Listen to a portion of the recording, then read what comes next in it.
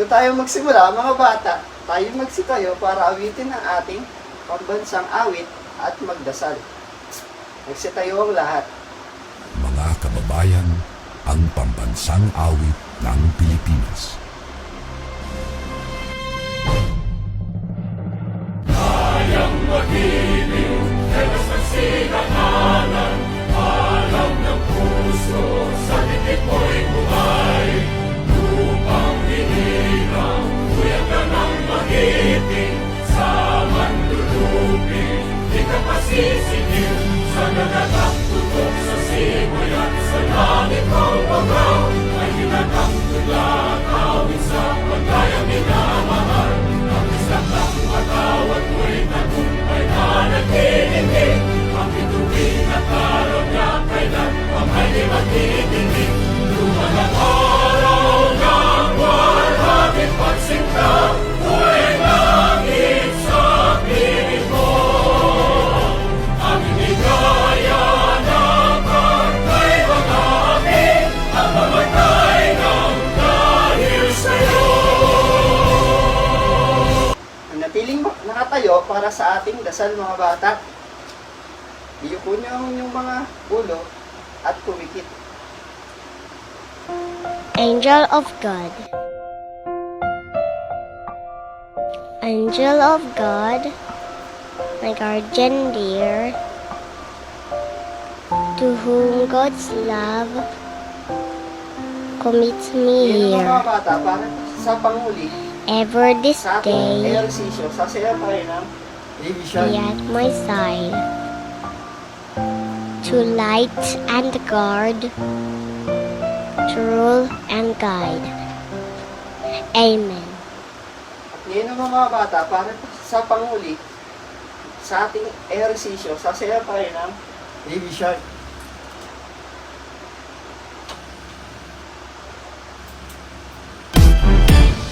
Baby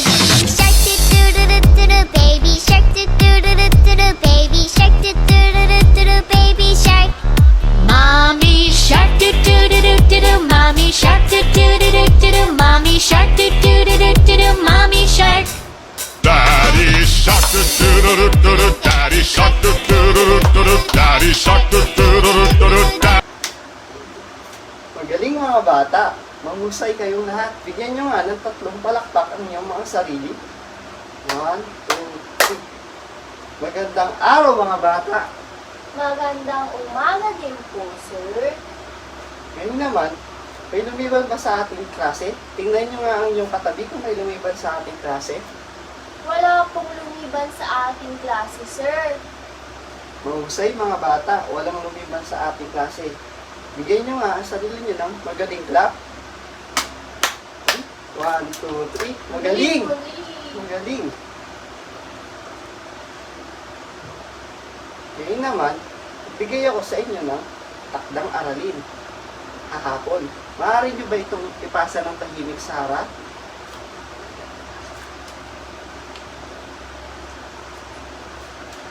Ngayon naman, magbalik-aral tayo.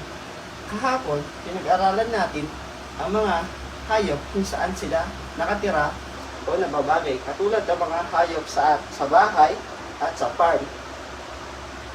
Ngayon, gagawin tayo activity at gagawin natin ito by group. Upang makuha nyo ang grupo nyo, bibilang lang kayo ng 1 hanggang 3. Simulan na nga mga bata. 1, 2, 3. Magaling mga bata. May ibinikit ako ngayon na larawan dito. At bibigyan ko kayo ng mga larawan ng mga hayop na nakatira sa bahay at farm. Ididikit nyo lamang kung saan nababagay ang mga hayop na ito.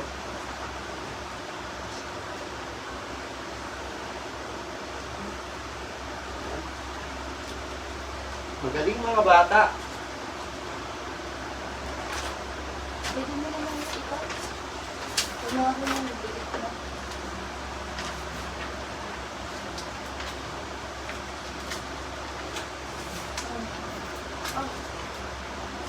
Magaling mga bata. Tama ang inyong sagot. Bigyan nyo nga ng magaling clap ang bawat inyong sarili. Magaling, magaling, magaling. Para naman sa ating aralin ngayon, meron ako dito, mystery box. Unahin nyo lang kung ano ang nasa loob nito at kung ano ang nagagawa ng bagay na ito sa ating mga tao. Handa na ba kayo mga bata? Opo. Ano ang nasa larawan? Itlog po, teacher. Magaling. Ano-ano kaya ang nagagawa ng itlog sa mga tao? Ginagawa pong itlog pang-pirito. Magaling. Ano pa?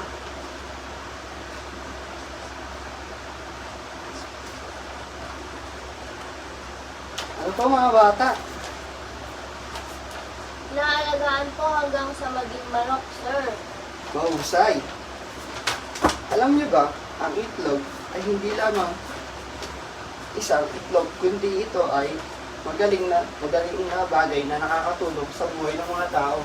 Ginagamit itong kasangkapan sa iba't ibang uri ng pagkain at isa ito sa paboritong pagkain ng mga tao. Ngayon naman, mga bata, isipin naman natin kung ano ang magiging epekto o mawawala ang mga hayop sa mundo. Malungkot po, sir. Mahusay. Ano pa? Magugutom po, sir. Ano pa?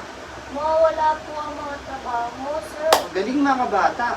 Napakagaling, mukhang naiintindihan nyo ang ating lesson ngayon.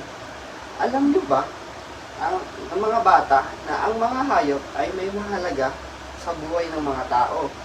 Nagbibigay ng iba't ibang kapakinabangan at ambag sa ating pang-araw-araw na pamumuhay. Isa sa mga contribution ng mga hayop ay nagbibigay sila ng tulong sa mga farmers natin, sa bahay, sa pagprotekta sa atin, at nagbibigay sila ng katulad ng mga pagkain ng gatas, itlog, karne, o malamig na mga kasuutan gamit ang mga balat nila. Nakakuha din tayo ng sustansya sa kanila.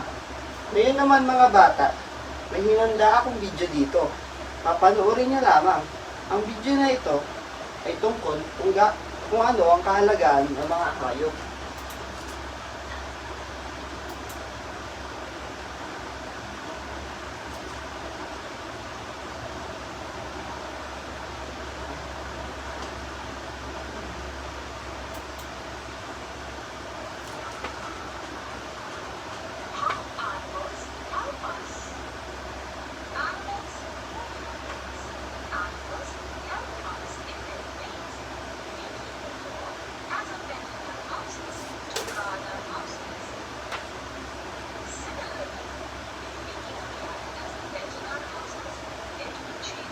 Ito na lang mga bata. Halimbawa, ang unang example sa video ay ang pusa.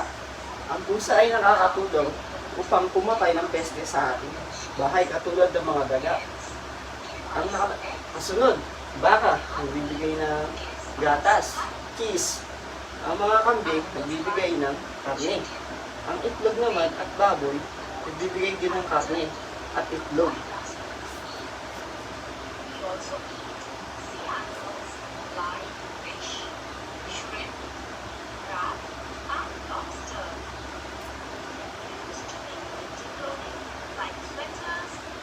Ito naman, ang tupa. Nagbibigay ito ng tela na nagagamit ng mga tao tuwing malamig. Ginagawa ito damit na mainit upang hindi malamigan sa malamig na panahon.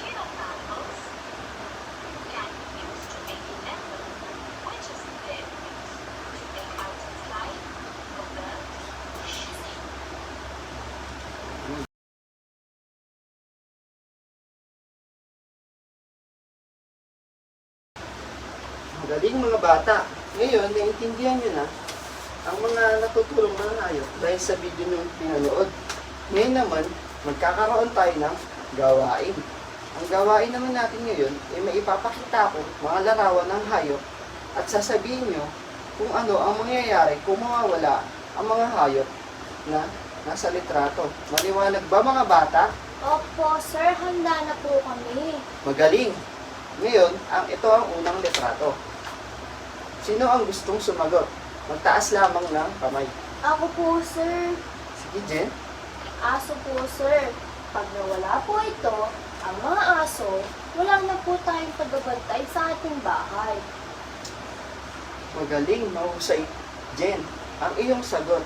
Dahil ang aso ay isa sa malaking ginagampanan sa bahay ng tao. Dahil ang aso ay nagbibigay proteksyon at ang aso rin ang isa sa best friend ng tao. Dahil tawag nga sa kanila ay man's best friend. Sunod na larawan. Sige. Manok po, sir. Magugutom po tayo dahil wala ng itlog at manok na paborito ng mga tao. Tama. Magaling ang iyong sagot. Alam niyo ba, ang manok ay isa sa pinakamaraming produksyon o ang pinakamaraming nagagawa sa mga tao dahil ito ang number 1 meat sa buong mundo. Dahil sa itlog pa lang ito ay marami ng pagkain na nabibigay sa ating mga tao. Ngayon naman, para sa ating huling litrato, sino ang gusto sumagot? Ako po, Sige. Tupa po, mawawalan po tayo ng panggawa po ng mga bagay na kunwari, jacket o damit pag malamig po. Magaling. Dahil ang balat o ang tupa ay ginagamit yung kanyang balahibo upang makagawa ng mga damit na may init para sa ating mga tao. Mahusay mga bata, nasagutan nyo ang ating gawain. Ngayon naman, yun naman mga bata, gusto ko ay magkaroon tayo ng individual na aktibidad. Naway, ilabas natin ang ating mga gunting. Ito naman ang ating mekanismo. May ibibigay ako sa inyong papel, bawat isa, at kailangan nyo itong gupitin. Gugupitin nyo lamang ang hayop na nakakatulong sa mga ating mga magsasaka sa pagtatanim. Ito ang mga hayop na nakakatulong sa mga magsasaka. At gugupitin nyo ito. Handa na ba ang lahat? Bibigyan ko lamang kayo ng 5 minuto. Pagtapos mo magsagot, ay ibibigay nyo ito sa harapan.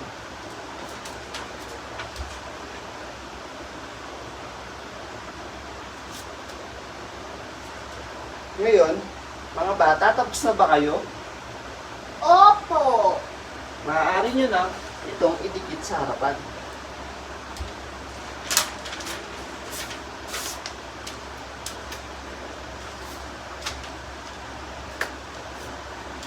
Mahusay.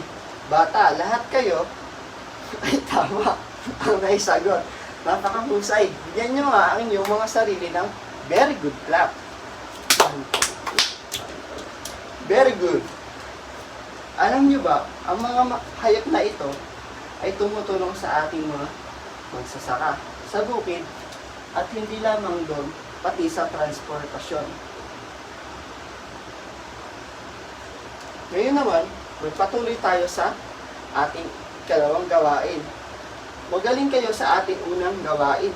Pinakita nyo at pinamalas nyo ang inyong galing sa ating lesson. Ngayon naman, para sa ating ikalawang gawain, meron tayong group na aktibidad. Handa na ba kayo mga bata? Opo, sir. Ang ating mekanismo naman sa ating pangalawang gawain ay may ididikit ako alarawan sa pisara na may nakakapagsabi na kung ano ang mga nakikita nyo tulong ng hayop sa ating mga tao.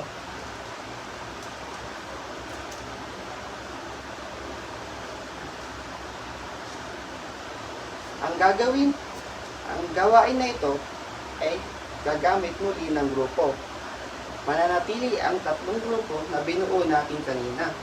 Ang gagawin ay bawat grupo ay pipili ng isang hayop o bagay na nagagawa ng hayop at sasabihin lamang ng bawat grupo kung ano ang hayop na napili nila at ang pakinabang nito sa ating mga tao. Handa na ba kayo mga bata? Opo. Pero bago ang lahat, bibigyan ko muna kayo ng 5 minuto para mag-isip ng inyong mga sagot. Opo, sir. Handa na ba ang mga bata na yan na sumagot? Opo. Sige nga, magtaas ang gusto sumagot na pangkat. Sige nga, unang pangkat. Ang napili po namin ay baka dahil sila po ay nagbibigay ng gatas na iniinom natin ng mga tao at nagbibigay ng sustansya sa ating katawan. Ang galing, pangkat una. Sino ang gustong sumagot na pangalawa? Sige nga, pangkat 3. Tupa po ang aming napili, sir, dahil kung wala pong tupa, hindi po tayo makakagawa ng mga damit o magagandang panglamig na kasuotan na nagbibigay ng init at kaligtasan sa ating mga tao tuwing taglamig. Manghusay, pangkat 3. Ngayon naman, ang ating huling grupo, pangkat pangalawa. Ang amin pong napili, sir, ay kalabaw. Dahil ang kalabaw po ay karaniwan po namin nakikita na nakakatulong sa mga magsasaka sa pagtatalim at pagbubuhat ng iba't ibang bagay na hindi kayang buhatin ng mga magsasaka. Tama, pangkat 2.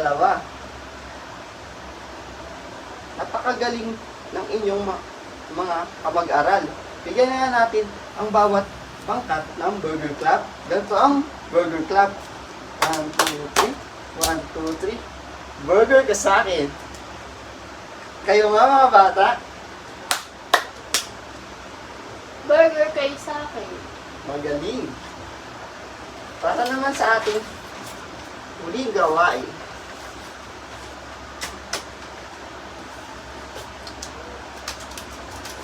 Ngayon naman, dadako tayo sa ating huling gawain. Ngayon naman ay kailangan nyo ng talas ng inyong mga isip sa aktibidad na to. At ito ang ating mekanismo. Bibigyan ko kayo ang lahat ng larawan na may printa ng masayang muka at malungkot na muka. At si teacher, ako naman, ay magpapakita ng larawan ng iba't ibang uri ng hayop. Itataas niyo lamang ang masayang mukha kung ang pinakitang hayop sa larawan ay nakakatulong sa ating mga tao. At malungkot naman kung hindi ito nakakatulong sa ating mga tao. Handa na ba kayo mga bata? Opo, sir. Kayo. Galing. Ipapamahagi ko muna ang masaya at malungkot na larawan.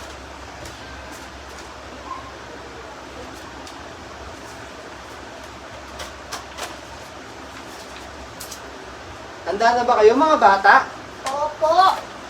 Ngayon mga bata, para sa ating unang larawan, ang kailangan nyo nga lang ulit gawin ay magtaas ng masaya at malungkot na larawan na aking ipinamahagi sa inyo.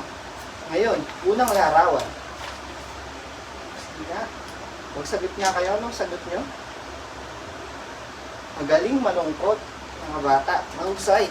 Para sa ating pangalawang larawan.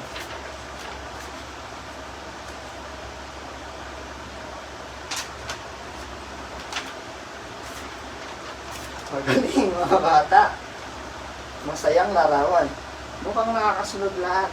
Alam niyo ba, ang kabayo ay isa sa unang transportasyon noong unang panahon dahil nilalagyan sila ng mga tao ng kalesa na nakakatulong sa transportasyon.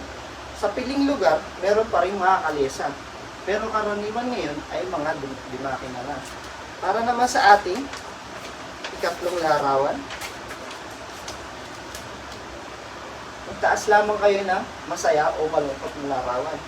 Masayang larawan. Magaling mga bata. Alam nyo ba, ang baka naman ay nagbibigay gatas na naiinom ng ating mga matatanda, pwede rin sa ating mga bata. Basta, inumin ito. Ito ay may sangkap na nutrition para na nakakabuti sa ating mga tao. para naman sa ating huling larawan. Handa na ba kayo mga bata? Opo. Ang galing. Para sa ating huling larawan, magaling, mahusay mga bata. Ang kalabaw naman ay numero 1, tumutulong sa ating mga magsasaka sa pagtatanim at pagbubuhat ng mabibigat na bagay. Bigyan nyo, ngayon na, nakasagot kayo, mga bata, magagaling kayong lahat. Bigyan nyo nga ang sarili nyo ng very good clap. Very Galing good, very mga good. bata.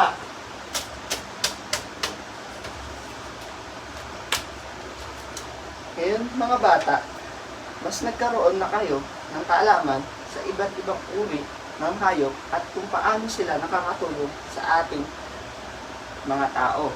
Mas naiintindihan nyo na gaano sila ka-importante. Tama ba ako mga bata? Opo, sir. Kaya dapat paalala ko sa inyo mga bata, mahalin natin sila at alagaan upang balik nila sa atin yung mga mahalagang bagay. Huwag natin silang abusuhin at respeto rin natin sila. Dahil ang mga hayop ay kasama rin nating umuunlad ng mga tao. Ngayon naman, para sa ating paglalahad. Meron akong ipapanood sa inyo na video upang malaman at mas maintindihan nyo ang iba't ibang kakayahan ng mga hayop upang makatulong sa ating pang-araw-araw na buhay. Manood at makinig kayong mabuti ang mga bata. Ano nga ulit ang gagawin pag nanunood? Tahimik po, huwag magulo. Tama.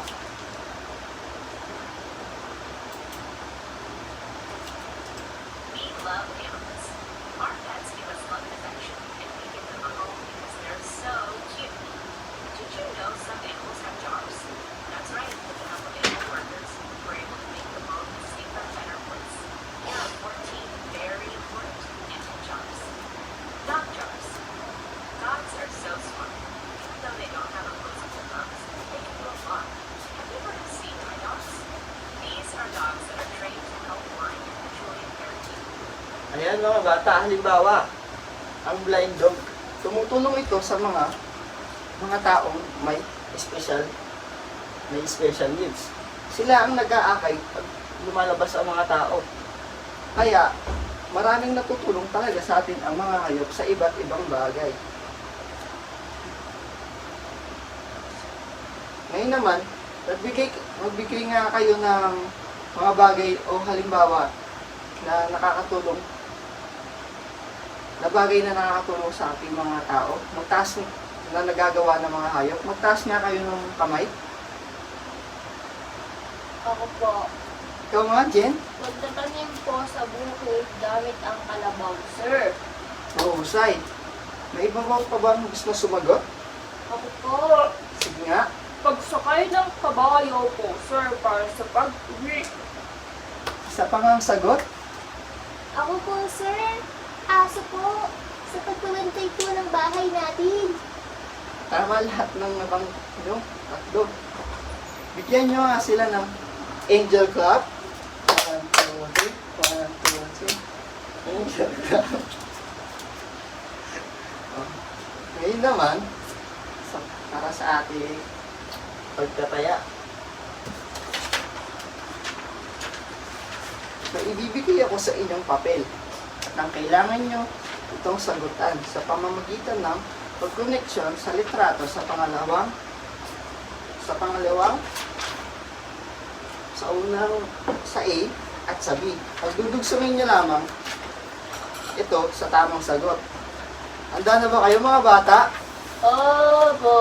Bibigyan ko lamang kayo ng 5 minuto para magsagot.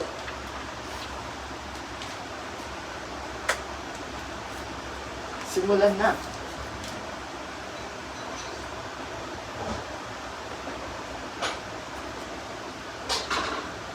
Ngayon naman mga bata, ay tsetsika natin ang inyong mga papel. Magpagpalitan kayo ng papel sa inyong katabi. Handa na ba ang lahat? Opo, sir.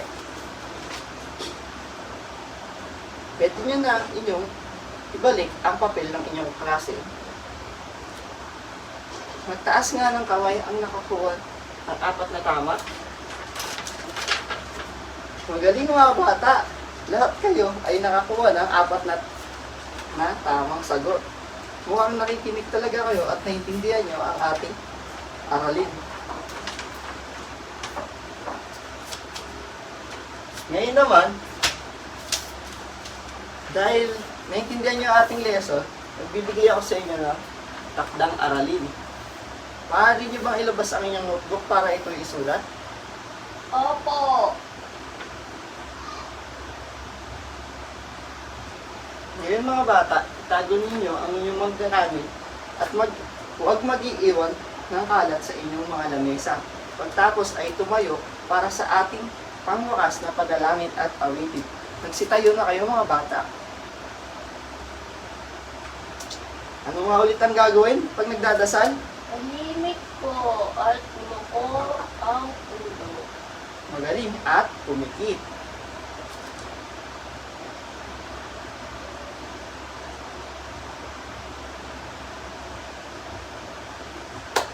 Maraming salamat mga bata. Naway may natutunan kayo sa ating lesson ngayon. Lubos ako nagpapasalamat sa inyong pakikinig. Mahusay kayong lahat. Mag-iingat kayo sa inyong pag-uwi. Paalam!